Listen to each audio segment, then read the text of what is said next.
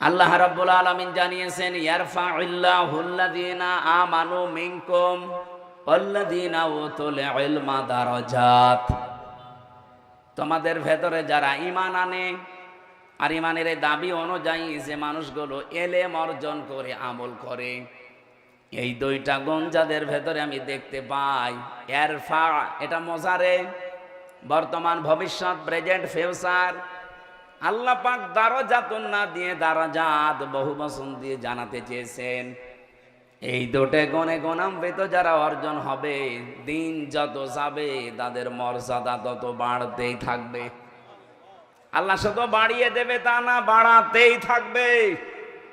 এই জন্য আশা করছি যারা এখানে স্টেজে চেয়ার পেয়েছেন, ঈমান অবশ্যই আপনাদের আছে। ঈমান এবং আমল করা লাগবে আপনাদের জ্ঞান যোগ্যতা ইলম অনুযায়ী। কারণ বহু মানুষ তাদের জ্ঞান অনুযায়ী যোগ্যতা অনুযায়ী কাজ করে না, এই জন্যে তাদের মর্যাদা সম্মান দুনিয়াতে আল্লাহ আরো নষ্ট করে দেয়। কথা বোঝেন আমার? আমি নাম নিলাম না। বহু মানুষের জ্ঞান আছে, যোগ্যতা আছে, কিন্তু সে অনুযায়ী সে চলে নাই। এই জন্য আল্লাহ পাক তাকে তার উপরে তুলতে তুলতে এত নিচে নামিয়ে দিয়েছে যে সেখান থেকে আর উঠে আসা সম্ভব না। আপনাদের এই আসনের যিনি মন্ত্রী ছিল, কোথায় উঠেছিল? আল্লাহ এত নিচে নামিয়ে আছে। আমি সেদিন কোন দেশে যেন গিয়েছিলাম, সিঙ্গাপুর নাকি মালয়েশিয়া যেন, সেখানে যে দেখি নিচে বসলাম হোটেলে, দেখি চা খাচ্ছে। সালাম দিলাম, আসসালামু আলাইকুম। ওয়ালাইকুম আসসালাম বলবে তো না, বসো হুজুর আমরা আগেই পালিয়েছি। আর সালামের জবাব না দিয়ে বলে ওয়ালাইকুম আসসালাম বলবে না, বলছে আমরা আগেই পালিয়েছি। আপনি পালালেন কেন? এটা কোন জেলা যেন? রাজশাহী। পাশে নাটোর, ওখানে আর এক মন্ত্রী ছিল, খালি পলক মারে। কি অবস্থা এখন দেখেন। সেদিন আমি আদালতে হাজিরা দিতে গিয়েছিলাম আমার মামলার, যে দেখে আল্লাহর ওলি কাঁদতেছে। অথচ কি গেট আপ ছিল দেখেছেন? এক এক সময় এক এক সাজে থাকতো। এখন আপনজন বলতে তার কাছে আর কেউ নেই। তার যে পরিচয় দেবে, সে পরিচয় দিলেও ভয় পায়। আপনজন যারা, স্ত্রী পুত্র শব্দ বাইরের দেশে চলে গেছে, তার কাছে এখন এক প্যাকেট বিরিয়ানি নিয়ে খাবার নিয়ে কেউ যাবে, সেই রকম মানুষও নেই। অথচ কি দাপট ছিল তার। এই জন্য আমার মনে হয় পলক সাহেবের কাছে শিক্ষা নেওয়া দরকার। মাত্র 1 বছর 1 মাসে তার চেহারা যা হয়েছে, আপনি এখন দেখলেও চিনতে পারবেন না পলক না পলকের দাদা। কি অবস্থা হয়েছে। আমিও 3 বছর ছিলাম, কিন্তু আমার চেহারাটা পাল্টায়নি। যদিও এরকম 100 গুণ কষ্ট আমারে দিয়েছে। আমার মাথার চুল থেকে পায়ের তালু পর্যন্ত 1 ইঞ্চি জায়গা বাকি নেই যেখানে জালেমরা টর্চার করে নাই। আমার উল্টো করে 11 ঘন্টা টাঙিয়ে রেখেছিল। এত পিটানো পিটিয়েছে, প্রায় 4-5 জন মিলে চোখ বেঁধে। আমার পেছনে শুধু ম্যাডাম ছাড়া কাউকে দেখানো যায় না। এই যে চেয়ার দিয়েছেন তো ভালো, যদি কাঠের চেয়ার দিয়েছেন বসতে পারতাম না। এত কিছু করার পর অন্তত এখন টিকে আছি। আরো মাত্র 1 বছরে মনে হচ্ছে কব্বরে অর্ধেক চলে গেছে, তাও তো কিছু এখনো টের পাননি। জালেম যারা এখনো পর্যন্ত, যে মানুষগুলোর বৃদ্ধি কমে না, তারা যেন মাঝে মাঝে পলকের দিকে একটু তাকায়। তাকানো লাগবে না, শুধু ওর ছবির দিকে তাকাবেন আর পলক মারবেন। এই জন্য জ্ঞান ছিল তার, ঈমানও ছিল কম বেশি, কিন্তু জ্ঞান অনুযায়ী কাজ না করার কারণে আল্লাহ তুলেছিল উপরে। এখন এত নিচে নামিয়েছে, সেখান থেকে উঠে আসা আর সম্ভব না। যা স্বপ্ন দেখতে পারেন, কিন্তু বাস্তবে রূপ নেওয়া অত সহজ না। এই জন্য যারা বসে আছেন, আশা করছি ঈমান আছে এবং জ্ঞানও আছে। এই জ্ঞান অনুযায়ী দুনিয়াতে কাজ করার তৌফিক আল্লাহ তাদের দান করেন, বলেন আমিন।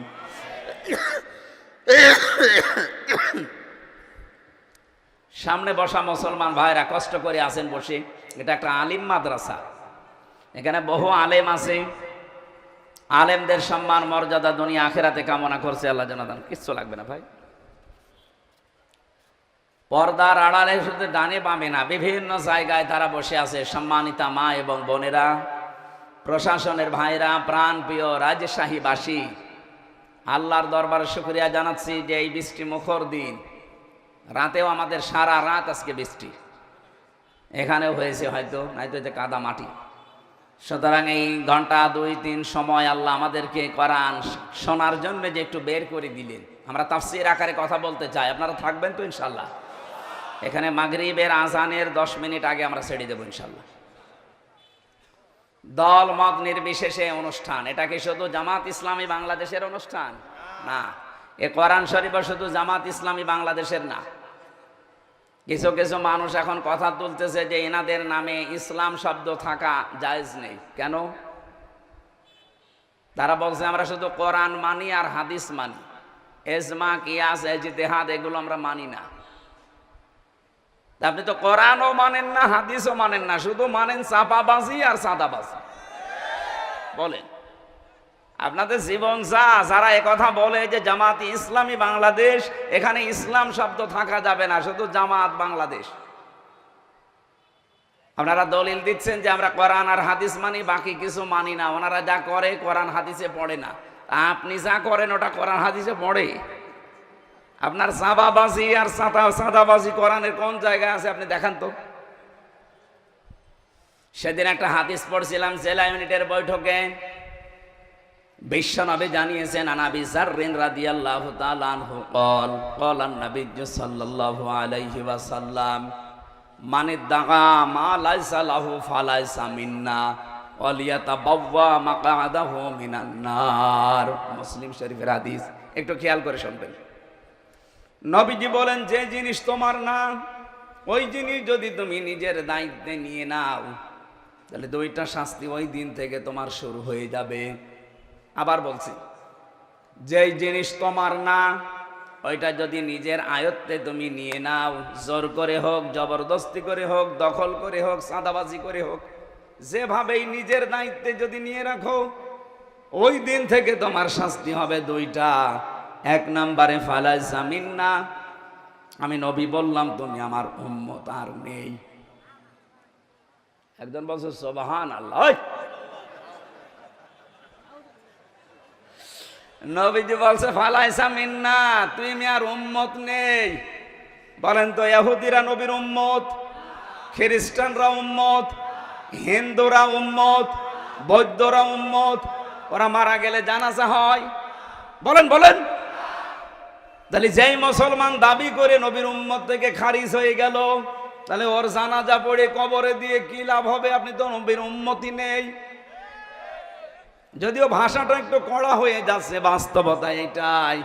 যারা অন্যের সম্পদ আজ নিজের দখলে নিয়ে বহু আনন্দে আছেন, আপনার নামের আগে মোহাম্মদ থাকতে পারে, আল্লাহর কসম আপনি নবীর উম্মত নেই। এবার আপনি এই হাদিসের এই প্রথম অংশ অনুযায়ী বলেন, বাংলাদেশে এরকম মানুষ আছে না নেই? বলেন বলেন, নাম ধরবো। রাজশাহীতে বহু অলি আল্লাহর নাম আমি জানি। 2 নম্বরটা আরো কঠিন, ওয়ালিয়াতাবাওয়া মাকআদাহু মিনান নার, সে যেন জাহান্নামে নিজের একটা স্থান বরাদ্দ করে নিল।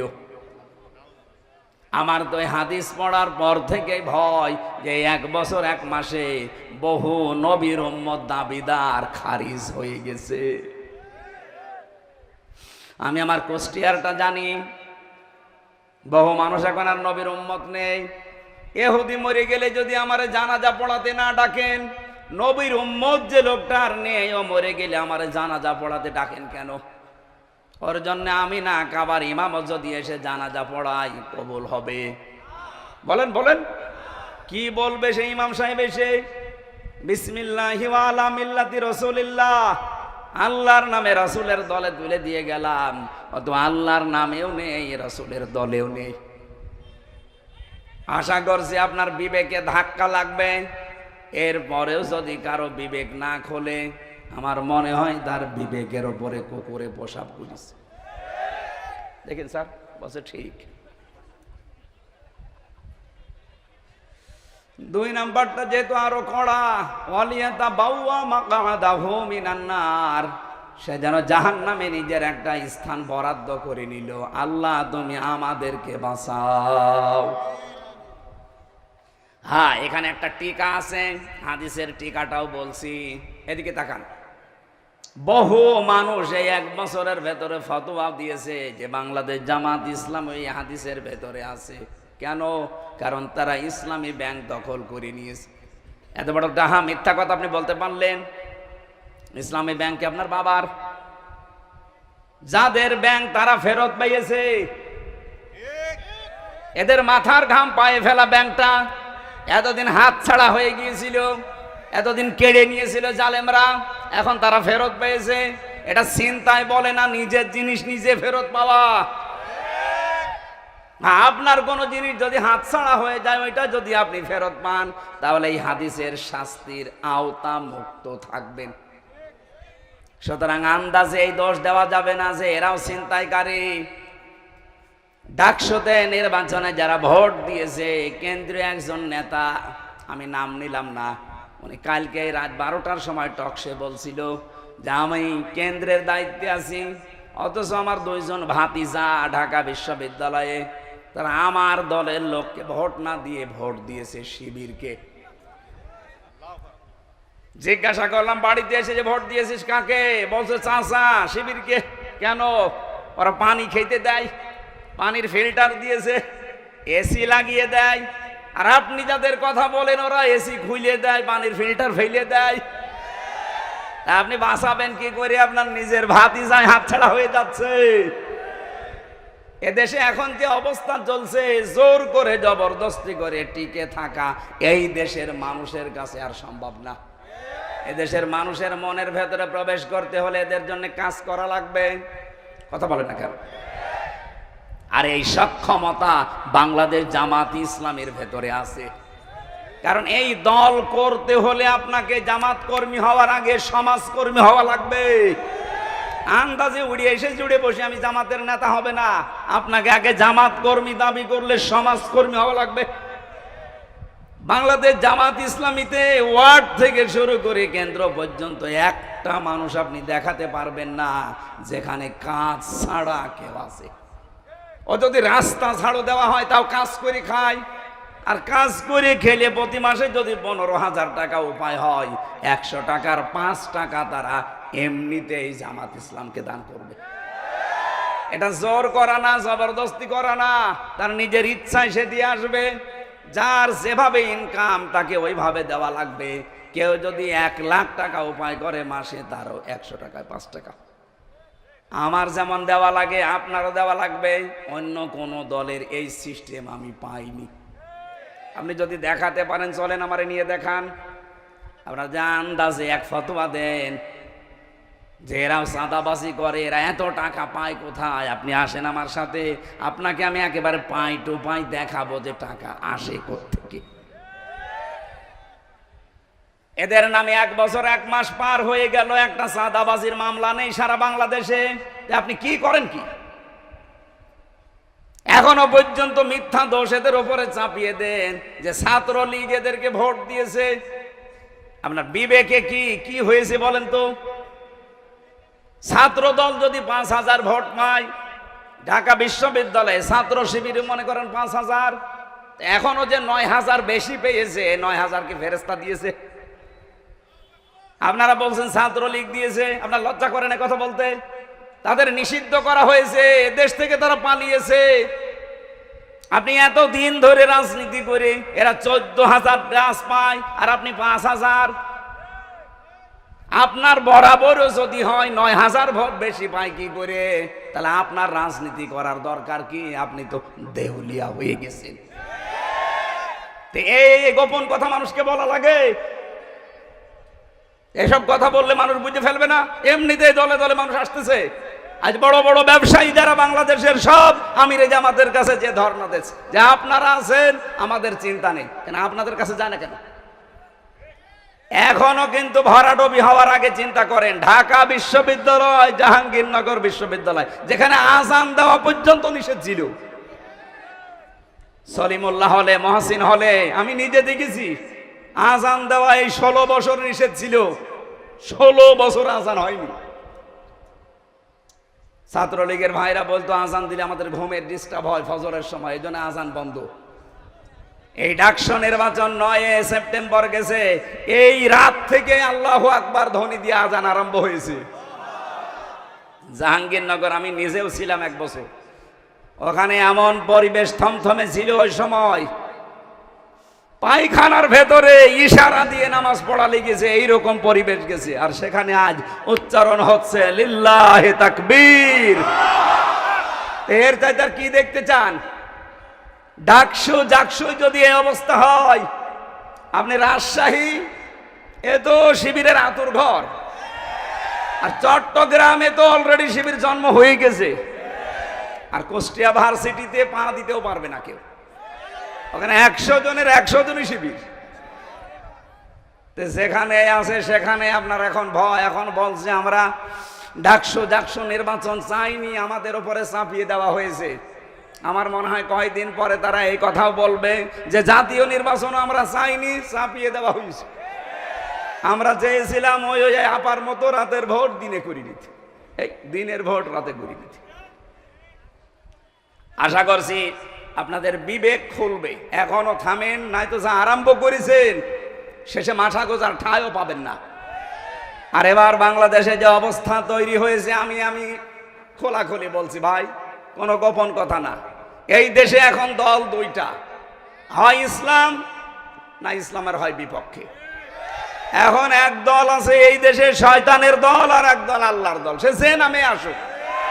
যারা আল্লাহর বিধান কায়েম করতে চায় তারা আল্লাহর দল, যারা শয়তানের বিধান কায়েম করতে চায় মানুষের তৈরি করা আইন, সে যে নামে আসুক ও শয়তানের দল। এই কথা বলেন না কেন? সুতরাং এই দেশে আর আপনি মাঝখানে থাকতে পারবেন না, যে কোনো একদিকে যাওয়াই লাগবে, হয় থাকবেন না যাবেন। এদেশে এখন সামনে কিন্তু বদরের ময়দান অলরেডি আসতেছে। বদরের ইতিহাস পড়েছি যে ছেলে বাবার বিপক্ষে অস্ত্র ধরেছে, স্বামী স্ত্রীর বিপক্ষে অস্ত্র ধরেছে। এবার বলেন তো সেই অবস্থা আসতেছে না? ভোট না, এটা ভোট যুদ্ধ। শুধু দোয়া দরুদ পড়ে আর তসবিহ পড়ে এবার হবে না, যুদ্ধ যেমন করা লাগে ভোট ও যুদ্ধ, যুদ্ধের ময়দানের মতো আসা লাগবে।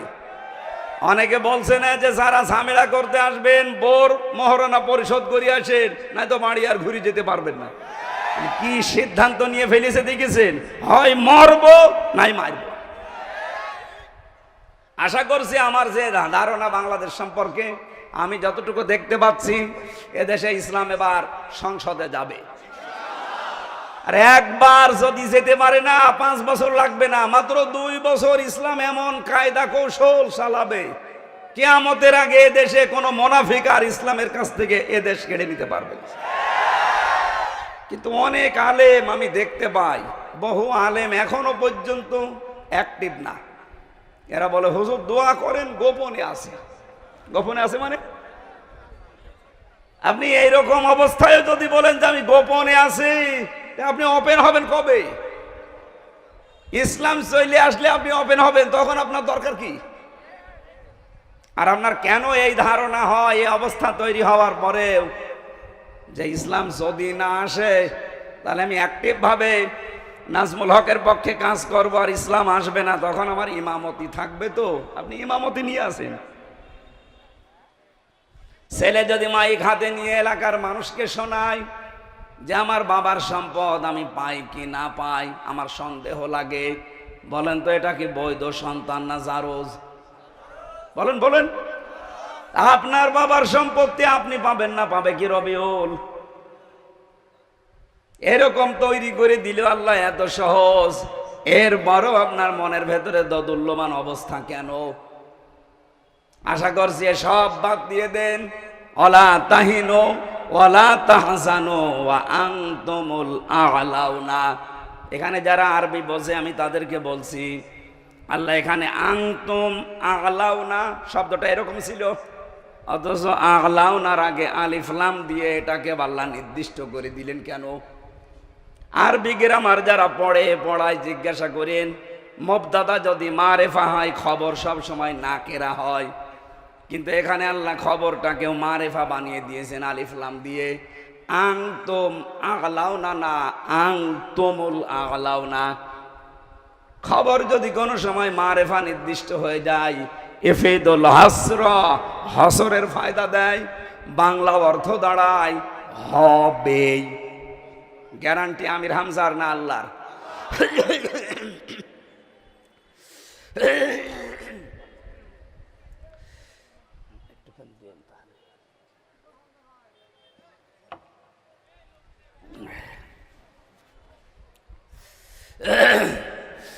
ওরা যে শাহীবাসী, আল্লাহ যদি গ্যারান্টি দেয় যে আপনার ভয় কিসের, আর মনের ভেতরে কেন হীনমন্যতায় ভোগেন?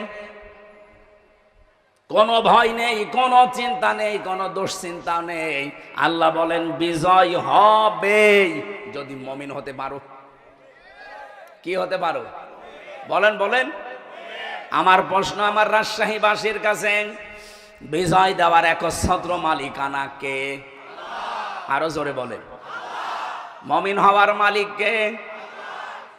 এদিকে আসে। আল্লাহ মুমিন হবে? আল্লাহ তো মুমিন আছে। একেবারে সব হা বললে হবে? আমি আবার প্রশ্ন করছি, বিজয় দেওয়ার একচ্ছত্র মালিকানা ভারতের, আমেরিকার, কার? আর মুমিন হওয়ার দায়িত্ব কার? আমাদের।